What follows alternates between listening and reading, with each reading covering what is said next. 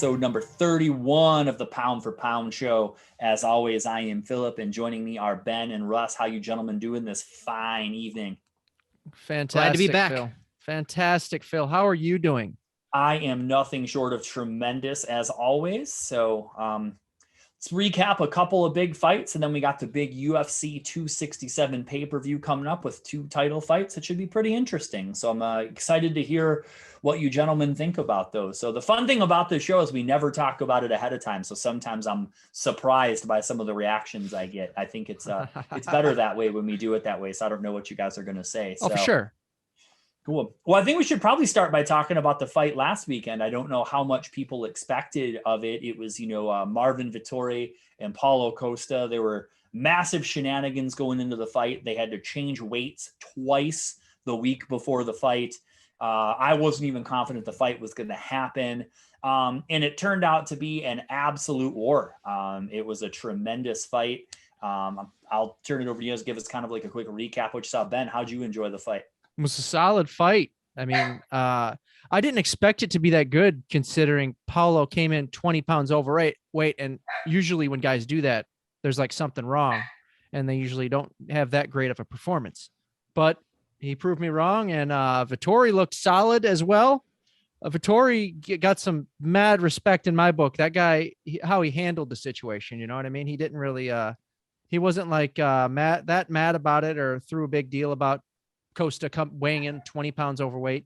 And it's just a great fight, just a dog fight. And I thought Vettori squeaked out the win. And what do you think, Russ? It was a great fight for sure.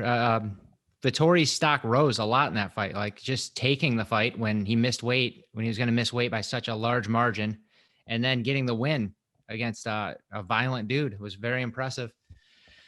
I mean, I don't really like Vettori that much, so I didn't really want him to win. But after the shenanigans Costa pulled, it was hard to root for anybody. So yeah, best case scenario was just a highly entertaining fight, and it was that. Costa hit him, that head kick he hit him with, I think it was in like late in the first or the second. That would have killed most dudes. I don't know how he continued on past that, but just a good fight. Good Costa's got some wicked kicks, huh? He does. Yeah. And he's not going to be fighting at middleweight anymore. No, Dana said light heavyweight from now on. That's really how it should be. Even though he looks a little like bloated at 205, he had better conditioning. So like it's better for him. I agree. Now, I shouldn't say bloated because of course he looked jacked and shredded. I'm just saying he looked a little bit, I don't know, like puffier than he looks. Yeah, a little softer. Yeah, I'll be interested to see how he adjusts because cutting down to 185 was obviously always a massive cut for him because he's such a huge dude.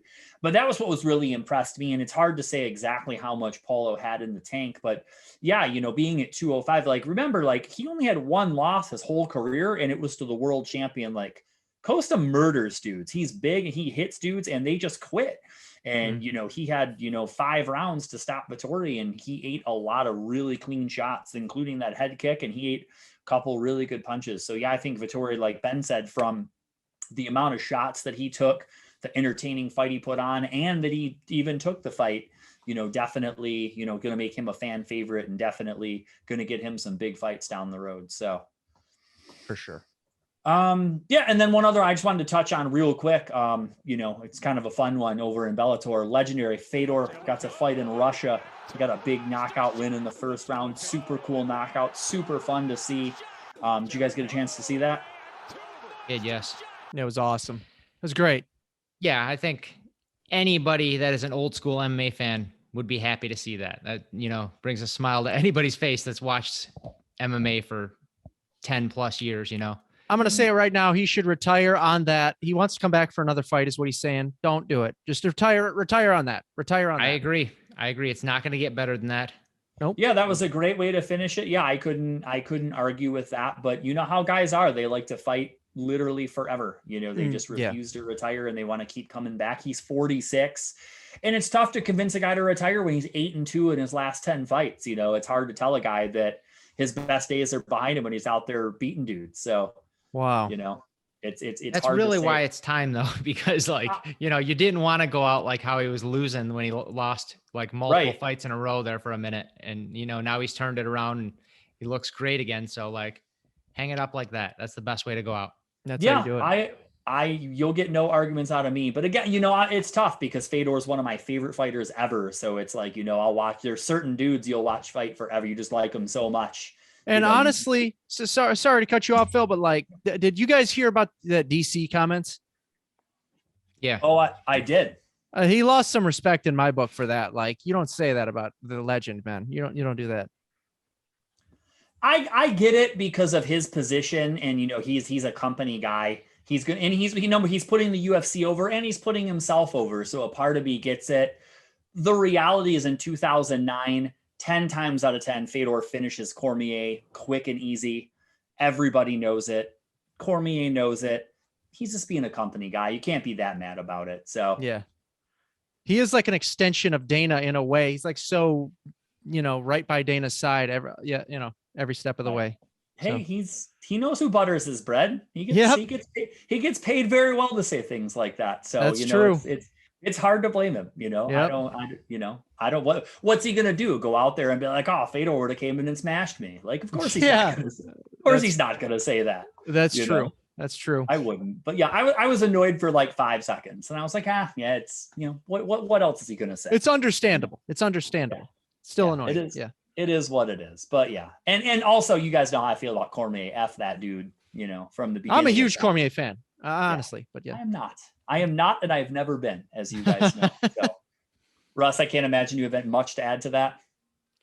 No, I mean, I don't think he beats Cormier 10 times out of 10. Like, I think it's a good fight. I think either of those dudes could win. It's just different eras, so it's so hard to compare. Like, obviously, Fedor's the best of his era, but Cormier was the champ in this era. So it's like, I think it'd be a good fight if they fought like in their prime. I think DC's that good. That's a fair statement. Obviously I'm just, probably a bit biased towards Fedor because he beat everybody. And it was one of them when he was in his prime, kind of like we talked about Shevchenko a couple shows ago. It was like, this is the guy that's going to beat him. He's got the skills, and Fedor would just smash him with ease. He just seemed like he was unbeatable in his era. But yeah, DC's wrestling was such a problem for everybody. There's a very real possibility that he could grind out literally anybody because he did it to so many guys. So right. Yeah. But it would have been great to see them fight in Pride Rules and Fedor soccer kick that fool right in the face. Pride Rules. I'm taking Fedor. 100%. Yeah. 100%. That would have been enjoyable. But yeah, great to see Fedor.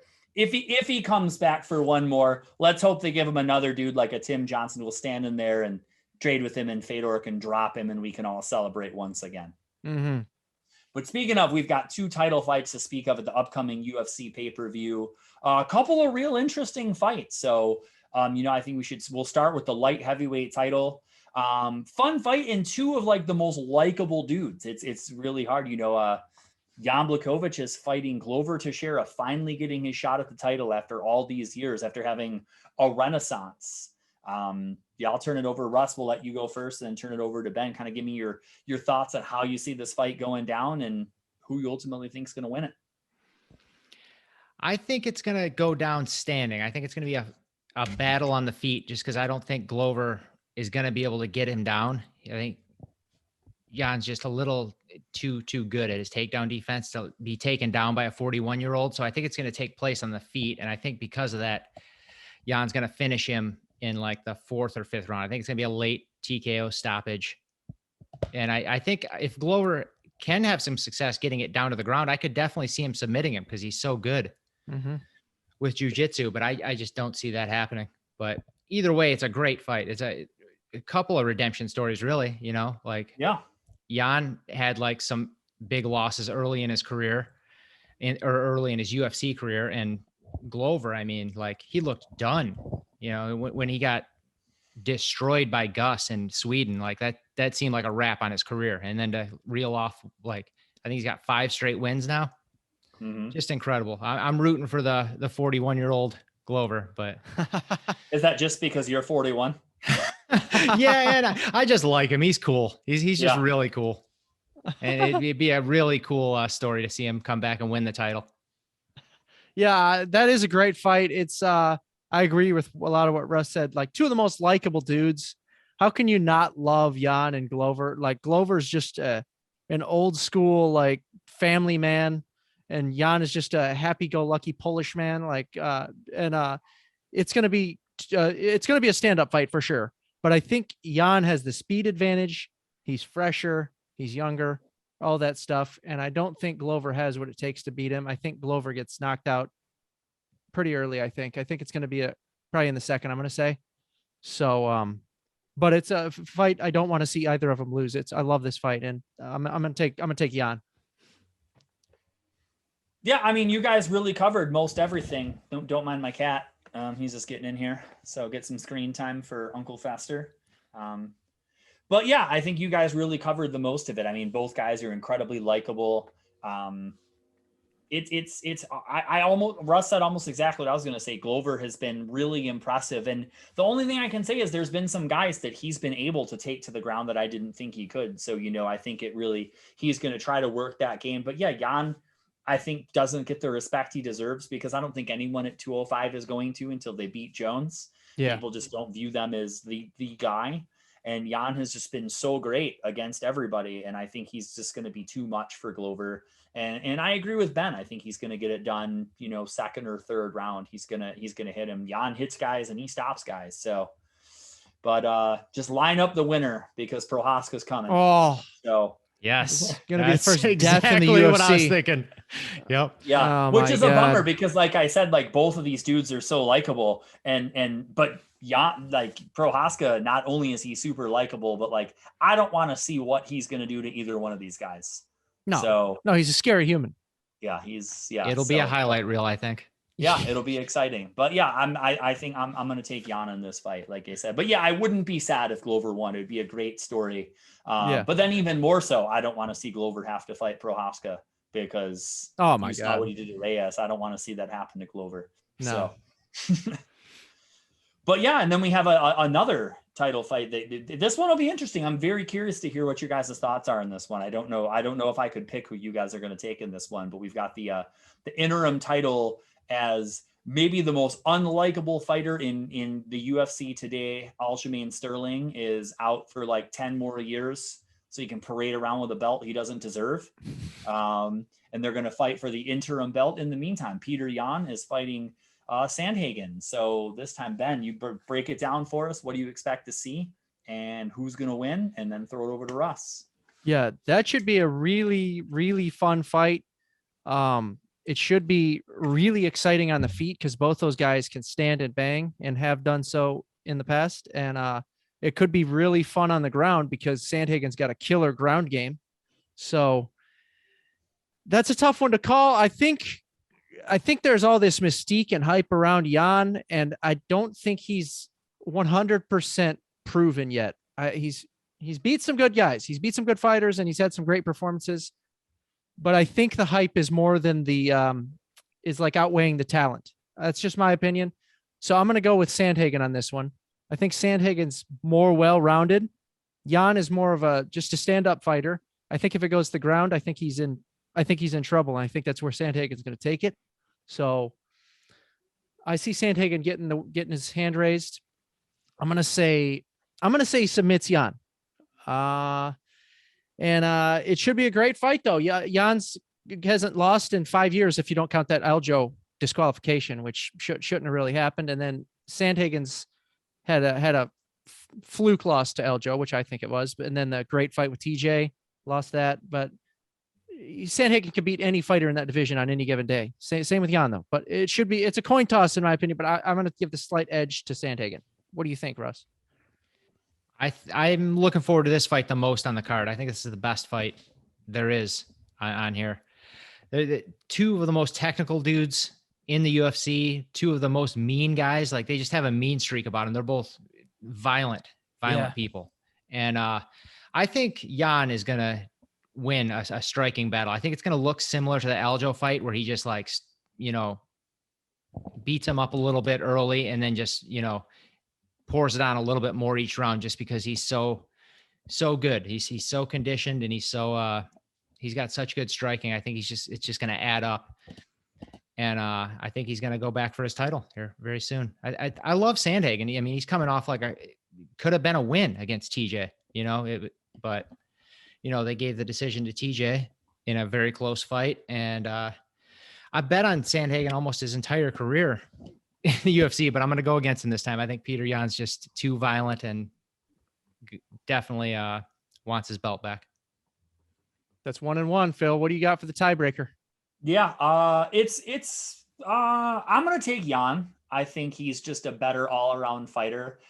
I'm trying to wrap my head around the comment about his height not being proven. Like who's left for him to fight? Like he's fought pretty much everybody. Sandhagen and Dillashaw. Yeah, Sandhagen and TJ. Dillashaw, two of the best. I mean, yeah. So he's gonna, but I mean, he looked great. I don't want to say real one-sided, but he was definitely putting a beating on Aljamain. He's been great at everything. And I just think that, yeah, he's just, through an accumulation of damage. Again, I wouldn't be shocked because Sandhagen throws some crazy strikes and he knocks some dudes out. But similar to TJ, Jan isn't easy to hit. He's not going to sit there. He's not going to, get clipped, hopefully. But I mean, I wouldn't be shocked if Sandhagen just hit some crazy flying kick or something like that, because that's what he does. Yeah. But I just think Jan is going to be smart. He's not going to get hit. It's just going to be an accumulation of damage, and he's going to end up getting the win probably later in the fight. I think he stops him because I think Jan is probably extremely motivated at this point. But again, I was thinking about it, and this hadn't crossed my mind literally until you guys were talking. Like, Sandhagen's got to get a win, man. Like he's kind of on a little bit of a slide for him, because this will be 3 losses in a row, right? Didn't he beat Edgar in between, right? Yeah. Oh, he might have. Yeah. That's he killed Edgar in between that. Yeah, I blocked that out of my memory because I like Frankie so much. Like I never want to think of that again. So I forgot about that. But yeah, that would be it'd be tough to lose this one. But yeah, I can't pick against Jan in this one. I just think Jan is too good. It just shows how good that Dillashaw fight was too, that they fought, like how much both their stock rose, that like he's getting a title shot off a loss. You know what I mean? Yeah. That's how Crazy. Good of a fight that was. Yes. Right. Yeah, for sure. So, ridiculous. I mean, I'm sure it obviously would have been Jan and TJ, but TJ had to have surgery. So yeah. But Sandhagen didn't lose any stock in that fight. When you lose a close decision in such a good fight to such a warrior like TJ, and a guy who's so well respected minus his suspension. You could slide Sandhagen in anywhere, It's like, yeah, he's that good. Yeah, that division. Yeah. And it's one of those things on any night, one of those guys, either one of those guys could win. Like I said, if one of them beats the other guy, they could run it back, and there's no guarantee you're going to get the same winner the next. And I think there's the 3 or 4 guys at the top. Number 1 are all very closely matched and could win a night, and all of them can beat Aljamain Sterling. Get that dude out of here, man. His career might be over. He's got like nerve damage now. Good. Crazy, man. Yeah, not good that he has nerve damage. That sucks. But if I never see him again, that would be fine because he's a dick. So that guy out of here. So, but yeah, we don't want to keep everybody too long. So Russ, why don't you tell the people how they can make some money on this pay-per-view? And then we'll let the people get back to their evenings.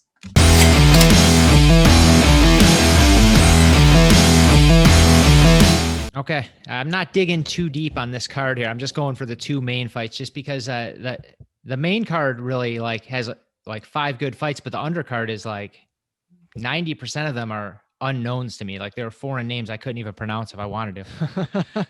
But okay, so for the best bets, I got over 2.5 rounds in Jan versus Glover, -115. I've got Blachowicz by KO +110, and Peter Yan -250. I know it's a big favorite, but I really think Peter Yan is gonna do work in that fight, get it done. Jan's -250. Yeah. Wow. Yeah. And Glover is +215, and Blachowicz is -275. So they're both pretty similar lines, the top 2 fights. I'm shocked at the Jan KO. Jan Blachowicz KO +115. Yeah. That's pretty shocking. By KO. Why? Because he starches everybody. Besides Izzy. Yeah. Glover's pretty freaking durable. Yeah, it's true. It is true. Unless it's against Rumble. But yeah. Well, I was going to say that same thing, but I mean, that's, Yeah, it goes without saying. That dude's got some serious power. So. Yeah. But yeah, just the 3 bets. We're focusing on the main Nice. card. All right. The rest of the main card are like big lines. Like Hamzat's like minus 500. I'd Makhachev, imagine. I think, is like minus 460 or something. So like, if I bet that, I'd want to go on Hooker, but I don't want to do that. What about the Volkov line? Volkov Tybura? That's pretty close. It's like minus 150, I think, something like that. Wow. Pretty close, but not messing around with that one either. Yeah. Yeah, if you wanted to take like a dark horse, Dan Hooker would be the one. Yeah, I think he's, plus 400. I mean, yeah, Dan Hooker. I think Hooker's solid. Yeah. I think when I looked, he was plus 500 and Makhachev was minus 650. Wow. So cray.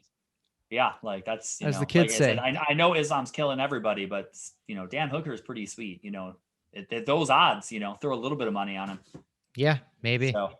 And then another, what's the other fun fight on there? There's another, what's that? Hamzat. No, there's one even further down. Who is it? Like the first fight on the main card. Who is that? Rebus is on there. Rebus is my woman. Rebus. I love her. All right. Yeah, I like her. That's for a whole nother show. That was a creepy way to say it. Oh, I'll say it. Right. I'll be a creep. I think that's your woman fighting Joe's woman. Who's her? Who is it? I think it's Verna. Yeah. Verna That's Joe's woman for sure. Yeah. That's funny, man. I believe that's who it is. Yeah, Rebus is minus 160 in that fight. I just pulled up the card, so you can bet on her, Ben. She's only a slight favorite. So there you go. Let me look up that other fight on there. What was that? Oh yeah, Volkan is on there. Volkan Oezdemir. Oh yeah, he's fun. No time. Yep. It should be good. But all right, yeah. Cool. Good stuff, boys. Anything else you guys wanted to add before we let the people get back to their business? Oh no, but if you guys watch this show, give it a like and subscribe and get the word out, man. We've been around for 1 year. This is our 1 year anniversary. Basically, we started last year. It seems like longer. We started last year on Halloween, that Anderson Silva final fight, and this is our 1 year anniversary. So we need more subscribers. Come on, man. Let's grow this channel. Nice. Yeah. Like and subscribe. We should have had a cake or something for a big anniversary special. I know we should have, but whatever. So, yeah. I just listened to Shevchenko on Rogan's podcast. I listened to the whole thing. Her nutrition. He asked her about her nutrition, what she eats. Her whole training is hilarious. But her nutrition, she eats cake. She said, and Rogan said, "Are you the joking? hell out of here?" A joke?" And she said, "No." She said, "That's what I eat every day. I like cake." Get the hell out of here, dude. She's not, dude. She was dead serious. Fighters, I swear to God, they troll sometimes. That there's no way she eats cake every day. My favorite answer. She eats cake. She never runs ever. Get the hell out of here. I'd say get the hell out of here. I'm telling you, listen to it. She's insanely entertaining. Yeah. I love the growing conspiracy that she's a Russian spy or like a secret agent. I love it. Yeah, she's the best.